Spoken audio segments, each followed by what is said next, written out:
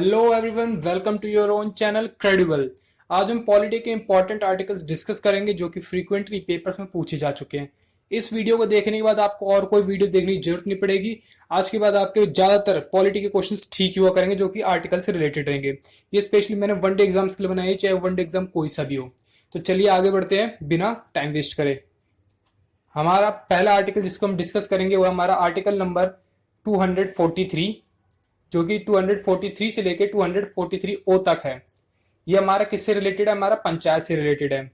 इसके बारे में और चीज जान लीजिए। जो पंचायत है उसको 73rd अमेंडमेंट, कितना 73rd अमेंडमेंट 1992 के तहत ऐड किया गया था।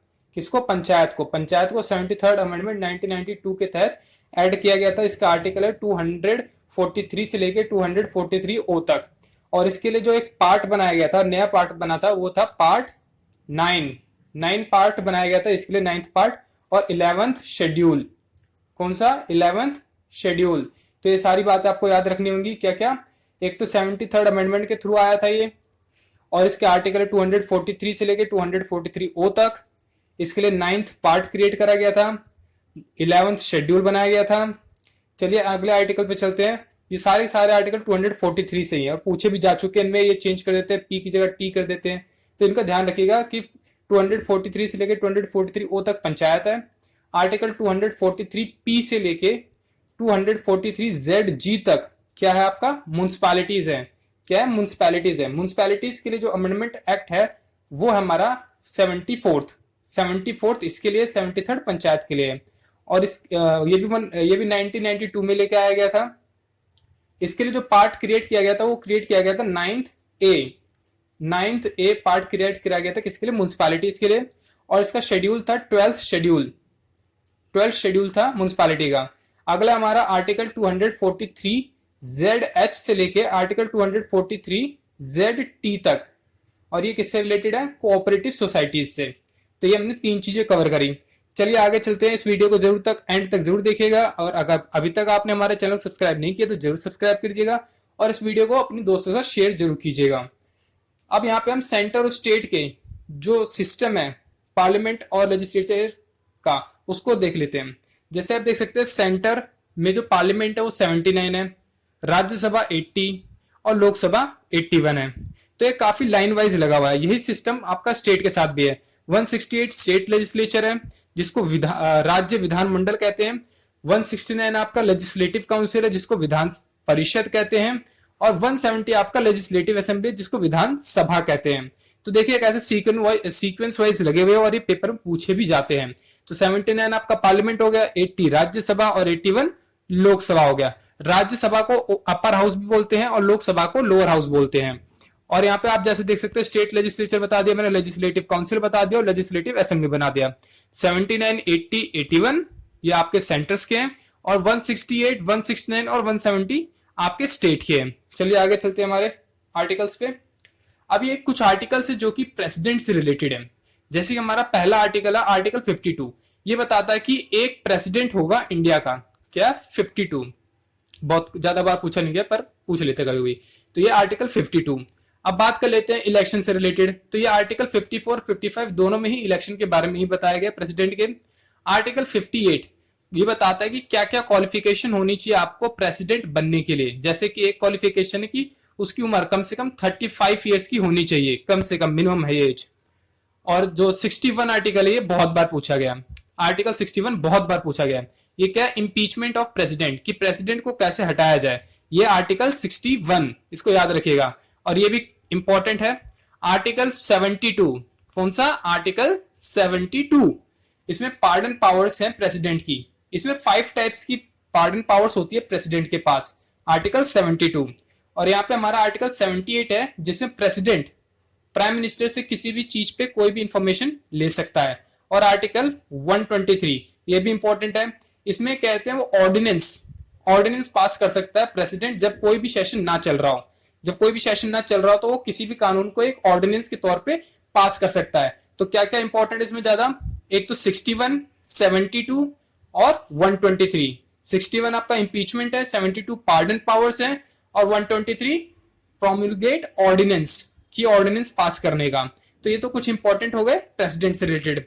वीडियो को एंड तक जरूर देखिएगा। हम अगला है हमारे फंडामेंटल राइट्स। इसमें 6 फंडामेंटल राइट्स होते हैं। राइट टू इक्वालिटी 14 से 18। इसके फंडामेंटल राइट्स के लिए मैं एक अलग सी वीडियो लेके आऊंगा जिसमें मैं थोड़ा डीप फंडामेंटल्स को बताऊंगा, क्योंकि कई बार इसमें से अंदर से भी क्वेश्चंस पूछे जाते हैं। तो बहुत जल्द मैं इसके ऊपर फंडामेंटल राइट्स के ऊपर भी एक वीडियो लाने वाला हूं। जैसे देखते हैं, हमारा फर्स्ट है राइट टू इक्वालिटी, जो कि 14 से लेके 18 तक है। राइट टू फ्रीडम 19 से लेके 22 तक है। राइट अगेंस्ट एक्सप्लॉइटेशन ये आपका 23 से लेके 24 तक है। और right to freedom of religion, मतलब कि आपको कोई भी धर्म अपनाना हो, 25 से 28 तक है। और बात करी जाए कल्चरल एंड एजुकेशनल राइट्स, ये आपके कहां तक है, 29 से 30। और जो सिक्स्थ हमारा है, सिक्स्थ फंडामेंटल राइट्स है वो राइट टू कॉन्स्टिट्यूशनल अमेंडमेंट्स है। उसमें आपका आता है 35 तक, आर्टिकल 31 से 35 तक आते हैं उसमें। और इसी में आता है आपका आर्टिकल 32, जिसको सोल ऑफ कॉन्स्टिट्यूशन कहा गया, किसके द्वारा, डॉक्टर भीमराव अंबेडकर के द्वारा, आर्टिकल 32 को। इसके लिए अलग वीडियो में जरूर लेके आऊंगा बहुत जल्दी। चलिए आगे चलते हैं। अब ये कुछ जो ट्रेंड है, ये नया ट्रेंड है कि आपको डिस्क्रिप्टिव प्रिंसिपल से भी पूछे जाने लग गए हैं क्वेश्चंस, तो इनको देख लेते हैं। जैसे इनमें से कुछ इंपॉर्टेंट ही उठा रखे मैंने खाली। आर्टिकल 40 जो है वो आपका बताता है ऑर्गेनाइजेशन ऑफ विलेज पंचायत, कि विलेज की पंचायत का ऑर्गेनाइजेशन होना चाहिए। कौन बताता है, आर्टिकल 40। और जो आपका डिस्क्रिप्टिव प्रिंसिपल्स है, ये हमने कहां से लिया है, आयरलैंड से लिया है। कहां से लिया था हमने, ये आयरलैंड से लिया था ये। और अगर बात करें फंडामेंटल राइट्स की, वो हमने कहां से लिया था, यूएसए से। कहां से लिया था, यूएसए से लिया था हमने फंडामेंटल राइट्स। वो पार्ट 3 में आपका फंडामेंटल राइट्स, और जो आपके डिस्क्रिप्टिव प्रिंसिपल है, यह आपका पार्ट 4 में है, और फंडामेंटल राइट्स पार्ट 3 में है। चलिए देखते हैं आर्टिकल 40। आर्टिकल 40 जैसे मैंने बताया कि ऑर्गेनाइजेशन ऑफ विलेज पंचायत। और 41 जो है उसमें आपको काम करने का और पढ़ने का हक दिया गया है, आर्टिकल 41 में। आर्टिकल 42 है कि मैटरनिटी बेनिफिट्स मिलनी चाहिए एम्प्लॉइज को। जैसे कि कोई महिला गर्भवती हो जाती है तो उसको कुछ टाइम पीरियड के लिए छुट्टियां जरूर मिलनी चाहिए। और आर्टिकल 44 की बात करें तो बहुत ज्यादा बार पूछा जा चुका है क्वेश्चन, कि यूनिफॉर्म सिविल कोड होना चाहिए सिटीजन्स के लिए, कि सभी सिटीजन्स के लिए एक ही कानून होना चाहिए। ये कहां पे अप्लाई हो रखा है, ये गोवा में अप्लाई हो रखा है पहले से ही। आर्टिकल 48 की बात करी जाए कि prohibition of slaughter of cows, जैसे आप देख सकते हैं गौ रक्षा को लेकर काफी ज्यादा न्यूज चलती रहती है, इसलिए ये भी इंपॉर्टेंट है और पूछा भी जा चुका है। क्या, prohibition of slaughter of cow. Actually में है ये नहीं, इसमें ये रिलेटेड है एनिमल हस्बेंड्री से, पर ऐसे भी क्वेश्चन में पूछा जा चुका है कि ये आर्टिकल किससे रिलेटेड है।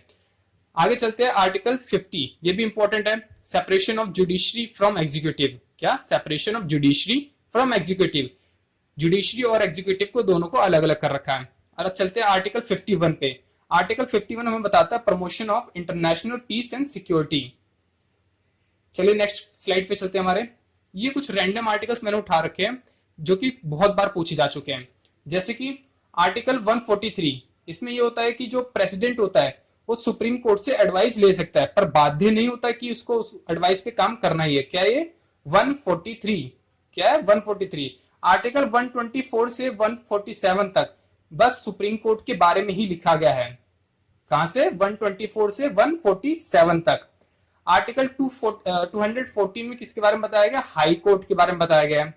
आर्टिकल 76 में किसके बारे में बताया गया, अटॉर्नी जनरल के बारे में बताया गया है। आर्टिकल 148 कैग, जानते होंगे आप कैग के बारे में। आर्टिकल 110 ये है हमारा मनी बिल, क्या है, मनी बिल।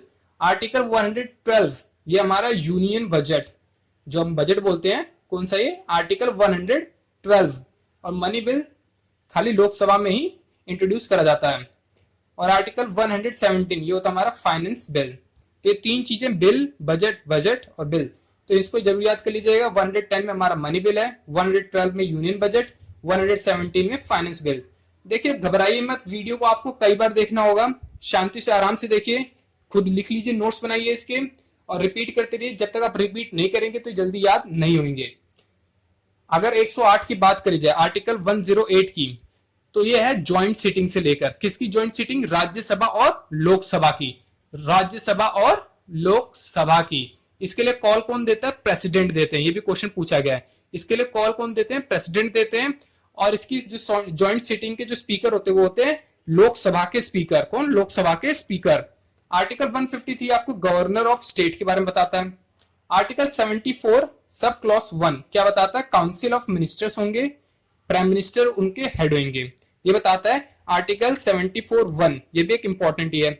आर्टिकल 324 ये सबसे नीचे है पर इंपॉर्टेंट है सबसे ऊपर में। आर्टिकल 324 बताता आपको इलेक्शन कमीशन के बारे में। आर्टिकल 324 से लेके 329 तक इलेक्शन कमीशन के बारे में लिखा गया है। इलेक्शन कमीशन इलेक्शन के बारे में आपका पार्ट 15 है। पार्ट 15 में इलेक्शन के बारे में सब कुछ बताया गया हुआ है। आर्टिकल 161 बताता है कि chief minister of state, article 161 बताता है चीफ मिनिस्टर ऑफ स्टेट होंगे। आर्टिकल 239 जब पेपर थोड़ा हार्ड बनाना होगा तब इस टाइप के क्वेश्चंस पूछे जाते हैं। आर्टिकल 239 जो कि बताता है एलजी होगा एक यूनियन टेरिटरी का, एक एलजी होगा, वो कौन बताता है? आर्टिकल 239। और 239 ए में दिल्ली के बारे में डिस्कस किया गया है। आर्टिकल 239 बी में बताया गया है पुडुचेरी के बारे में, एडमिनिस्ट्रेशन ऑफ पुडुचेरी। जैसे कि आर्टिकल 238 में 39 में किसको बताया गया? दिल्ली। बी में administration of Puducherry. Article 165 advocate general के बारे में बताया गया। आर्टिकल 280 ये हमारा फाइनेंस कमीशन के लिए होता है। कौन सा? 280। और आर्टिकल 100 सब क्लॉज 1 ये होता है कास्टिंग वोट के लिए। कास्टिंग वोट होता क्या है कि जब कोई सी भी जैसे कोई रूल लेके आया गया, उसको कानून बनाने के लिए लेके आया गया कोई प्रस्ताव, और वो फंस जाए, दोनों साइड इक्वल वोटिंग हो जाए, तब स्पीकर को हक दिया जाता है कि वो कास्टिंग वोट डाल सके, जिससे कि डिसाइड हो सके कि इसको लाना है कि नहीं लाना है। तो बताया गया आपका आर्टिकल 100 सब क्लॉज 1 में। आर्टिकल 124 सब क्लॉज 4 में बताया गया कि सुप्रीम कोर्ट के जज को कैसे रिमूव किया जाएगा। आर्टिकल 323 ए में बताया गया कि एडमिनिस्ट्रेटिव ट्रिब्यूनल। और आर्टिकल 155 में बताया गया आपका अपॉइंटमेंट्स ऑफ गवर्नर। आर्टिकल 312 आपका है ऑल इंडिया सर्विसेज के लिए, जैसे IAS हो गया, ये आपका इसी में आता है आर्टिकल 312 में। सो गाइस आज के लिए इतना ही। Thank you for watching. If you like it then like it, give a thumbs up and share it and subscribe our channel.